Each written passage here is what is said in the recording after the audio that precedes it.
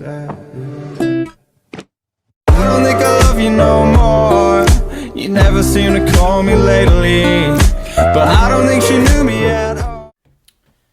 Alright, today's video is going to be a little different. I had some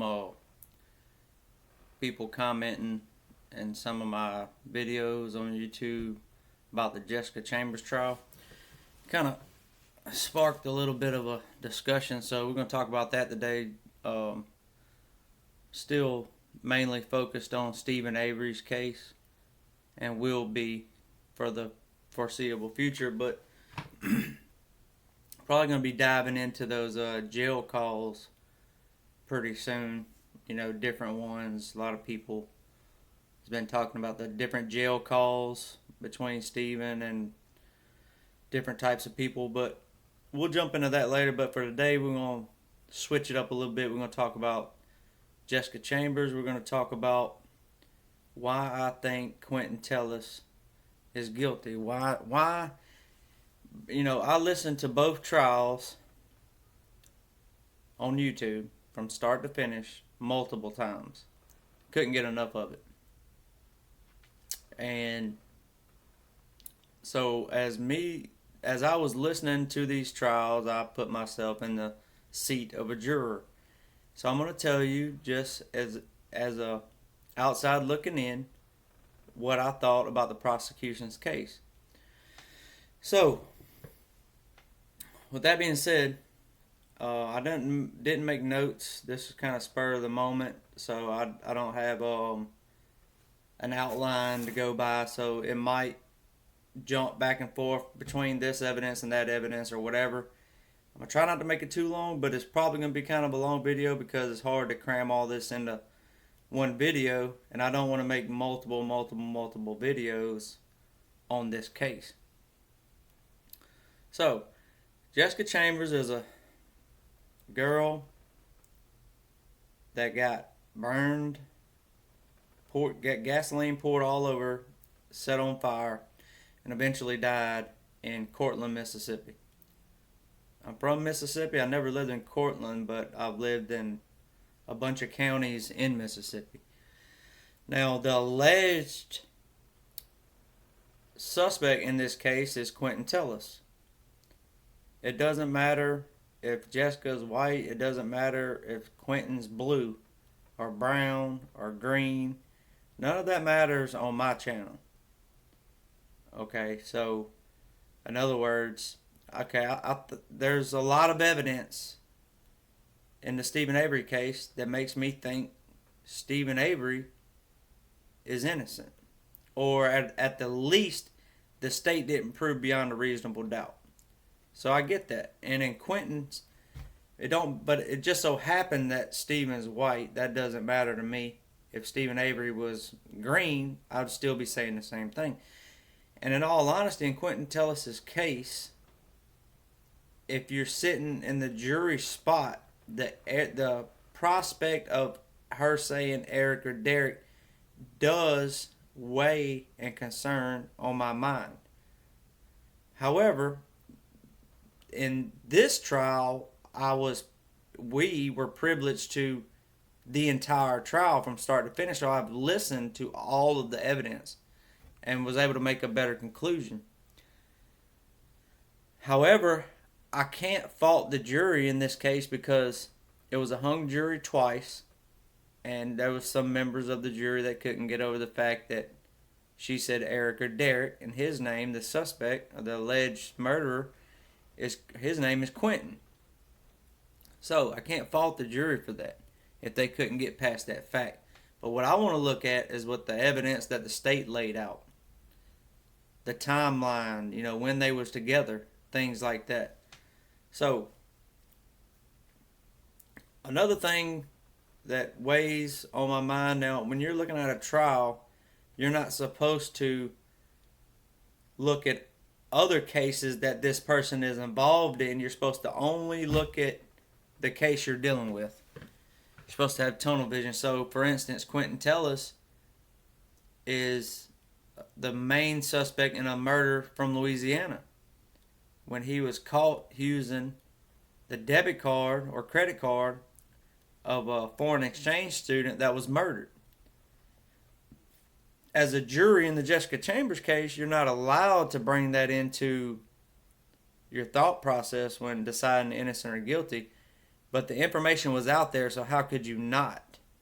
I mean, as a human being, how could you not think about that in the back of your mind? So, on that day, Jessica Chambers, right, she goes and picks up Quinton Tellis. Now, keep in mind, she hadn't known Quinton very long.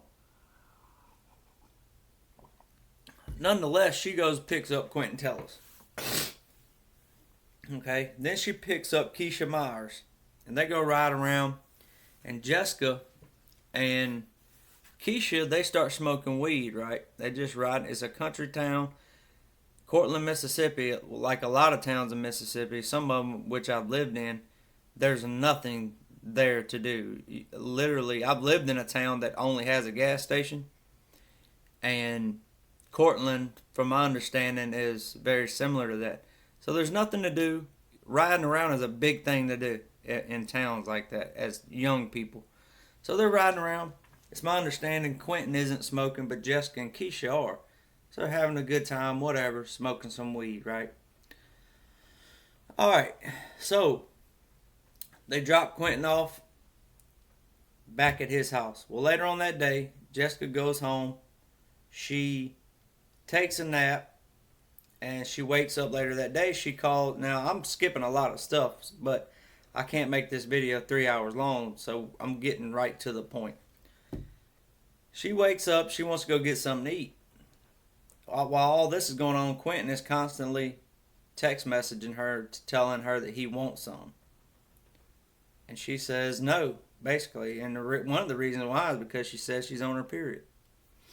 So, she's still being friendly with him. It's not like she said no and he's all mad. They're still acting cool at this point. So then she's like, hey, I want to go to Taco Bell. You buy, I'll fly. So eventually, at some point that day, they go to Taco Bell and they get something to eat. Okay? But let's step back for 1 second. Quinton, in his interviews, says that, first of all, he says he was in Big Mike's truck in Batesville. Well, that was proven to be a lie because Big Mike and his truck was in Nashville, Tennessee at a Titans game. Okay, so they call him out on that lie. He changes his story. Oh, that's right. Big Mike was in Nashville. Well, then he tries to say that other than that morning, he didn't see Jessica at any other point during that day. Well, when they confront him with the cell phone data, it says, well, here's your phone in Batesville. Here's her phone. And they're really close to each other around the Taco Bell. In the interview, then when confronted with the information, he's like, oh, yeah. You know what? I was with Jessica's. She got some tacos and a slushie when they asked him what she had to eat. So every step of the way, they confront him with the information. Then he changes his story. The only thing he doesn't agree with the police on, essentially, at the end of all this, is that he killed her. Okay, obviously he's not going to admit to that, right? So, they're at Taco Bell. It's a known fact, if you look at the cell phone data and you watch the trials, that Jessica Chambers is not going to Quinton Tellis' house, or can't, if his mom is home. So, when they leave Taco Bell, they're both of their phones are coming from the Batesville Tower back to the Pope Tower. Together. Their phones are basically together. And you can track that and then through the cell site data. And then not only that, Quinton himself admitted to, eventually being with her, right? So they come back and they don't go to his house, although their cell phone data is showing that they're right beside his house. Instead, they're in the driveway right next to his house. Well, then both of their cell phones basically go dead. In other words, what I mean by that, I think there was a 45-minute gap where Quinton nor Jessica is doing anything outgoing on their phones. I believe that Quinton actually had 5 different women messaging his phone during this time, and he didn't respond to any of them. Okay? So when you look at the timeline, you look at the cell data, and then they show you on the video, there's a car that pulls out of that driveway right beside his house. They leave and they go back towards, if I'm not mistaken, back towards Pope or Batesville, I forget which one. But they're going towards the area where she was killed. Next thing you know, Quinton Tellis is walking to his sister's house. Okay. LaQuinta, or I forget her name, the girl from one of his girlfriends from Monroe, Louisiana. I think her name was something Jackson. I forget her first name. I'll have to look that up in a minute. But she testifies or states that when she talked to Quinton, he said he was walking, and this is all laid out in the timeline. He says he is walking to his sister's house to borrow her Tahoe, right? Now, the lady that testified that she picked somebody up and said that the guy that she picked up said that his aunt's house is on fire right up the road, and would she give him a ride? I can't speak to whether or not she's telling the truth or not. But what I do know is the route that you would take from the burn site to Quinton's sister's house is the same route that Jessica Chambers' keys was found on. And what we do know, Quinton even admitted that he does borrow his sister's Tahoe. And what we do know is from the M&M gas station surveillance video, you see a vehicle that looks like a white Tahoe pull into Quinton Tellis' driveway, which is conveniently right across the store from the gas station, by the way. I mean, all this happens and the suspect lives in the only house within camera distance of this, entire town.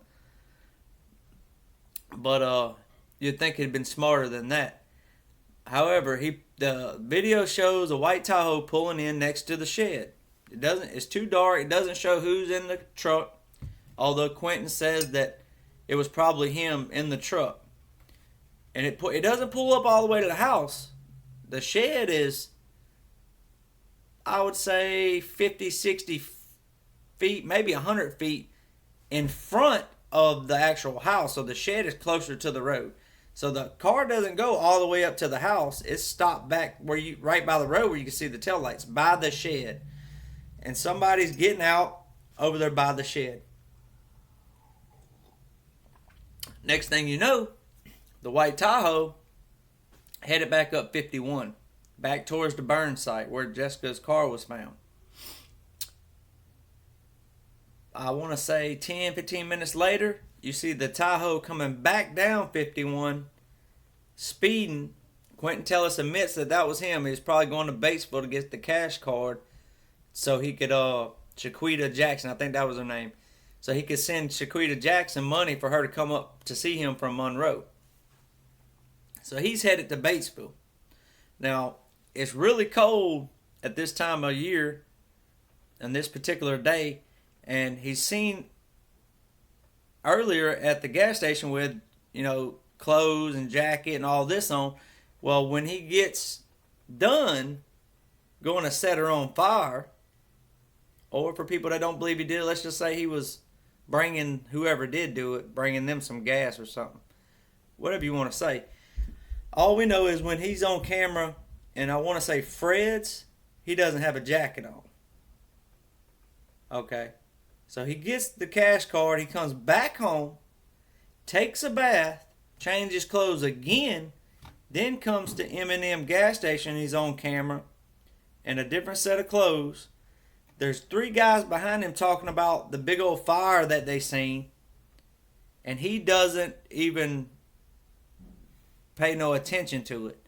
Once he finds out that it's Jessica Chambers, he immediately, according to him, didn't want to have a dead person on his phone, so he immediately deletes her contact information, text messages, calls, and everything.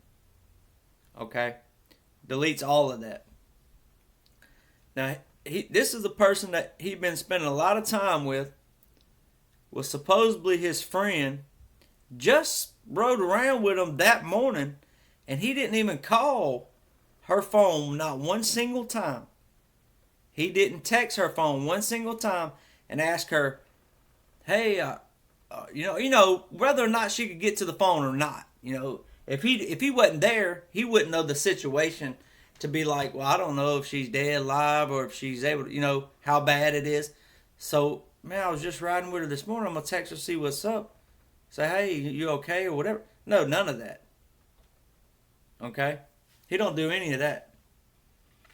So, I'm just hitting on main points here. Trust me, there is tons of stuff in between what I'm saying.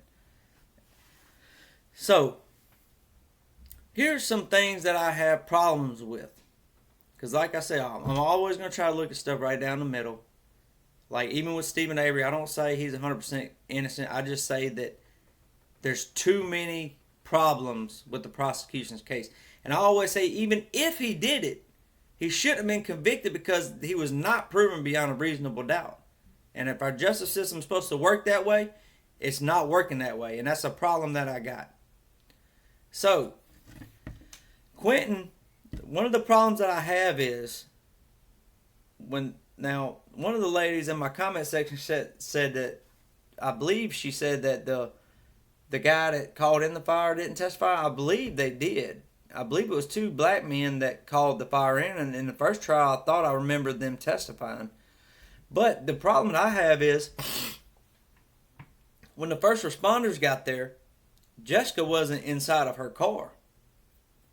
Jessica was coming, she was a little bit down the road from her car, coming, I think, back towards the car. If I'm not mistaken, I could be wrong, I forget. It's, all these different cases on my mind that I always think about. It gets kind of conflicted sometimes. But if I'm not mistaken, Jessica, I know she wasn't in her car.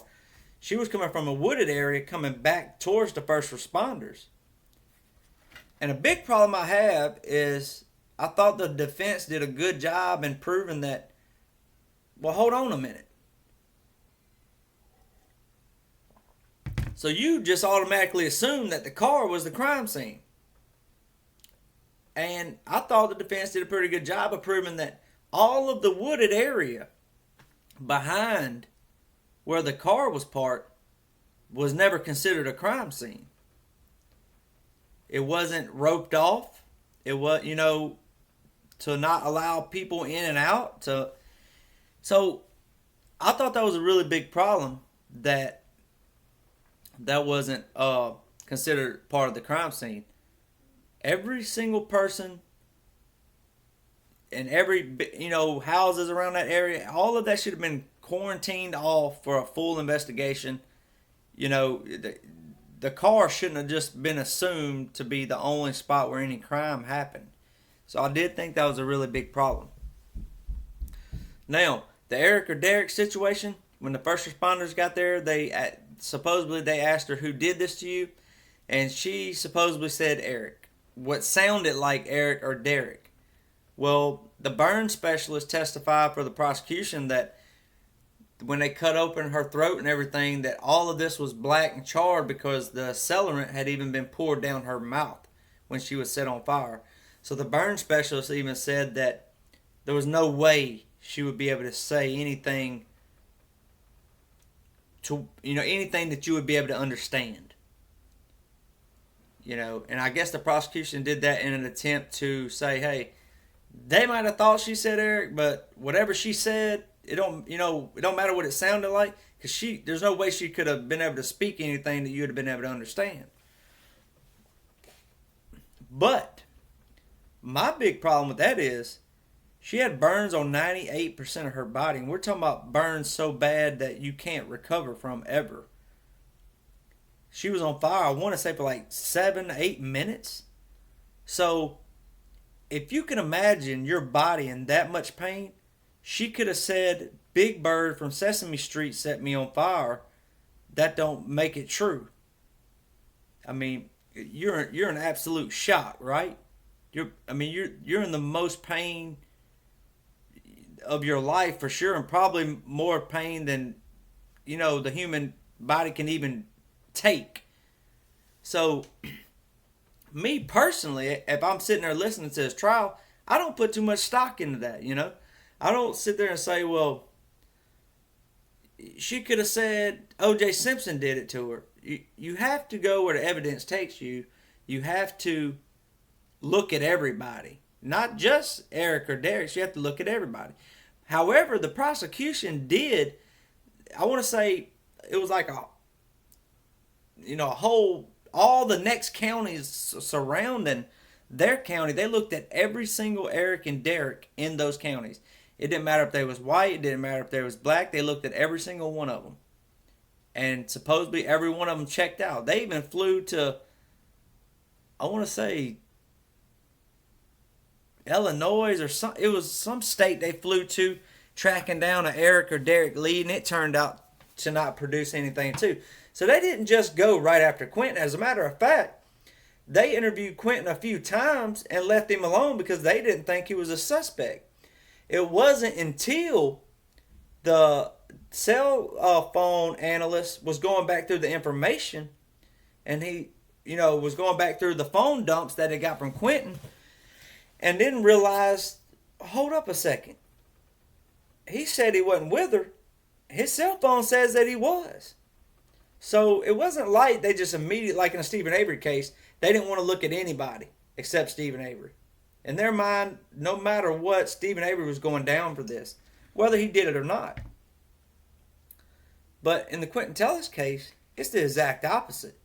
They looked at tons and tons and tons of people, Eric and Derek's. They looked at white people. They looked at black people. They probably looked at, Mexicans. They probably looked at everybody within the area. They can't control what races are in the area, but they followed hundreds of leads. I want to say it was like 150 Erics or Dereks they followed up on, and they circled all the way back to Quinton because they originally interviewed him because he was one of the last people with her that morning.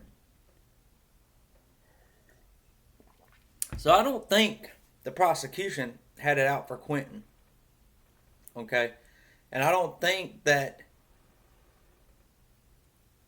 I don't blame the jury necessarily because they couldn't get past the whole Eric or Derek thing. But I do believe that the first responders, as good as they are, and everybody's thankful for them, the job that they do, I do think that you had some of that hearsay going on.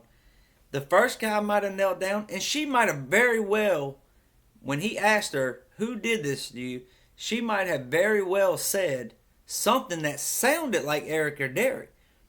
But that don't mean that sound was actually what she meant, or that she even was understanding the question that he was asking her. But let's just say in the event that she did understand, and she was trying to say this person's name. Well, if your tongue and your mouth and your throat is burnt, there's going to be letters and things that you can't pronunciate. So you can't put all of your stock into that. You have to go where the evidence leads. You almost have to approach that case as if you don't have a name. And you just going strictly off of who's seen her last, where does the evidence take you? And in my opinion, I think the state proved their case very well. I didn't see any problem with the cell phone data. A lot of people was like, oh, the cell phone data was kind of... No, I understood it very clear what he was saying. A lot of people got freaked out when he moved the dots on his map over. They was like, well, wait a second, he's putting Quinton there. No. That's not what he's doing.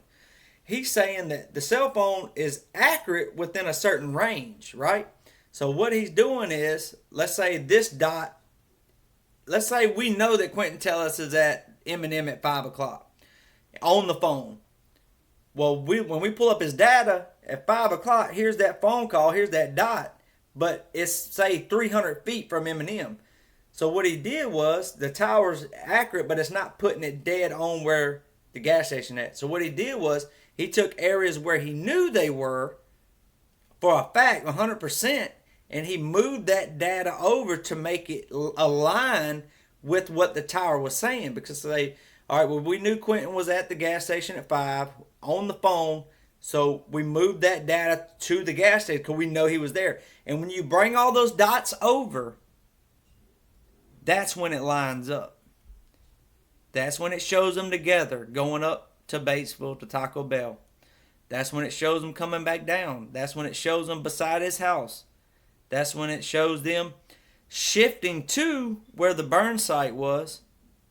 And then him coming back on camera to the shed, getting the gasoline, going back towards the burn site, and then racing to Batesville to try to set up an alibi. Not to mention, as soon as he got done setting her on fire, he gave her an alibi text. He sent her an alibi text, baby, I'll talk to you tomorrow. I got a friend coming down, whatever, blah, blah, blah. Sweet dreams. I will guarantee you this. There's only 3 scenarios to this case. And I'm going to end with this.